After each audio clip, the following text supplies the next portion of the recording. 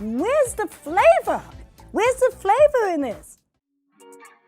GMMTV doesn't know how to do anything right, so I'm not shocked at how many couples I could put in this video. It's sad truly. They really hate their side couples and can't write good plots for them. GMMTV gets most of their BLs from novels, and they are written by authors that have nothing to do with their company, so there are some things about these pairings that aren't GMM's fault. However, they pick and choose what scenes to adapt and things they will rewrite for the big screen. As someone who has read a lot of books GMM BLs are based on, they change so much that a lot of the problems I have with these side couples are in fact their fault. Most of the time the author wrote a fully developed beautiful story, yet GMM chose to put all the attention on the main couple and give the other scraps. Some of their dramas, while based on novels, added side couples that were never in the original story, so those not being well written are 100% GMMTV's problem. So today let's reminisce on side couples that deserved so much more.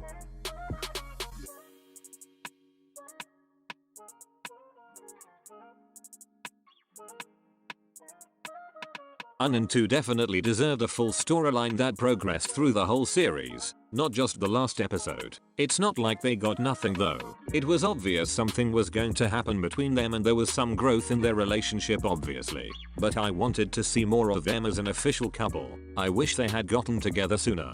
Their confession was one of the most emotional scenes in the whole show for me, even with the lack of development. I truly believed everything they were saying. I could feel that they were in love. The chemistry was there and they had so much potential to do more together.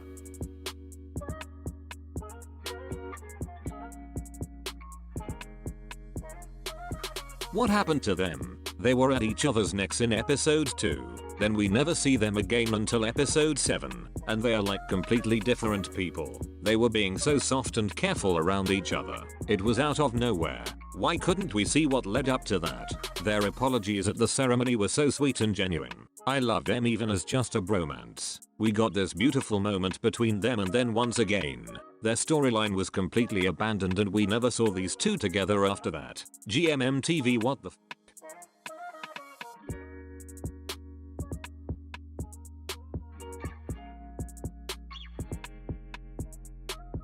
I've talked about them so much already, but god I love them so much. They deserved so much more. Ojan in general deserved better from GMMTV. Tu was one of my favorites from SOTUS. I was so happy to see he was getting a more significant spot in the sequel. As happy as I am with the 2-day content we got, I can't help myself from wishing we got more. I feel like there were so many ways they could have used this couple for a more interesting show. Not that SOTUS S isn't great as it is, but you know what I mean? Like Day's dad is the manager of the department Kong Pob and Archie were working at. They could have created some interesting plots with that and we could have seen more of Day. Also, the first few times I watched SOTUS S, I was so blinded by my love for Tu and Day that I didn't realize how disconnected some of their scenes are from the rest of the cast. At times their scenes feel like a separate show and the only thing connecting it is Tu's uniform. If they had used Ocean to connect Tu and Day's scenes to the theme of SOTUS S, it might have come across a bit more consistent. It's been years but these two are still the GMMTV side couple I'm most upset about.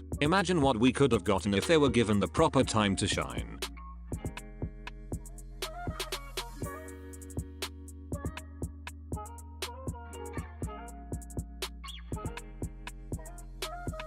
Sadly, I often forget about them when I think about the SOTUS side couples. I wish they got a more concrete ending. They got a happy ending and for that I'm grateful, but it wasn't completely satisfying. I do have a soft spot for them though. As I said, I kind of forget they exist until I go to rewatch SOTUS S. But once I see them again, I remember how great they are together. They have this familiar dynamic that makes me feel comfortable. I think it's because Yong kinda reminds me of Kong Pob from the first season. Yong's happiness and yearning for N'a is similar to how Kong Pob looks at Archie. Their chemistry is also really good and it would have been nice if we got to know them better.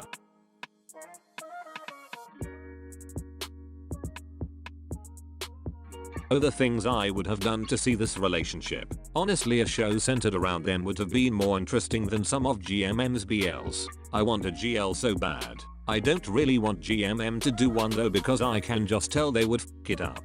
But it would be nice for a big company to show some sort of support for GL couples. It could show other smaller production companies that there is an audience for it.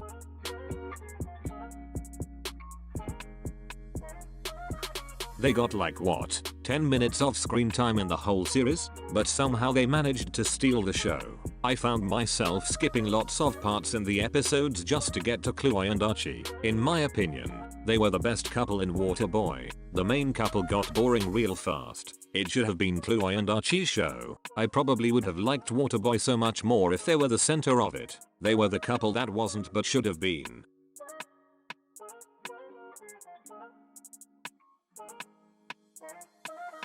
Jimin is one of my favorite actors in GMM, and this was the series that made me notice him.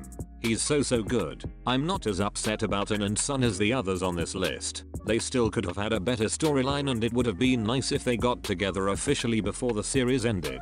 But since they got an Our Sky episode, it's fine, I guess. Everything was resolved there, and it was the best Our Sky episode aside from Kong and Artits.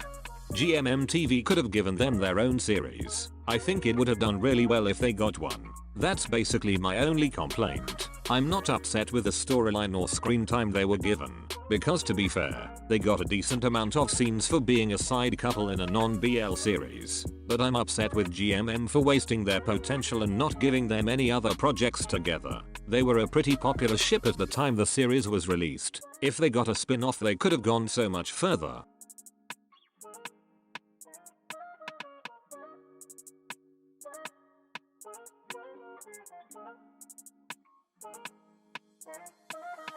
The writing for this series was terrible to say the least. The actors were great and they did the best with the material they were given, but the writers did them so dirty with this one. It started off promising, then got so stagnant and messy as it progressed. But Morn and Gord were a saving grace for me. Their storyline wasn't as bad as the main couple. The actors and the characters themselves were a bit young, so I wasn't expecting too much. They are the only couple on this list that I'm not sure what exactly I wanted, because I don't think they were ready to get a spin-off or a full relationship storyline yet. But I was still unsatisfied with their plotline because of how poorly written the show as a whole was. Also, just want to mention their reaction to SOTUS was everything. Still one of the funniest things I've seen in a BL. Okay, so that's all I have to say. There are tons more, but these were the ones I was most upset with. Let me know what GMMTV side couple you felt deserved better. I know it's basically all of them, but whose story were you most unsatisfied with? Here's my Instagram and Twitter. Let's be friends. Make sure to check the important links in the description and help where you can. Thank you so much for watching. I'll see you in my next video. Bye my loves. รายการต่อไปนี้ รายการต่อไปนี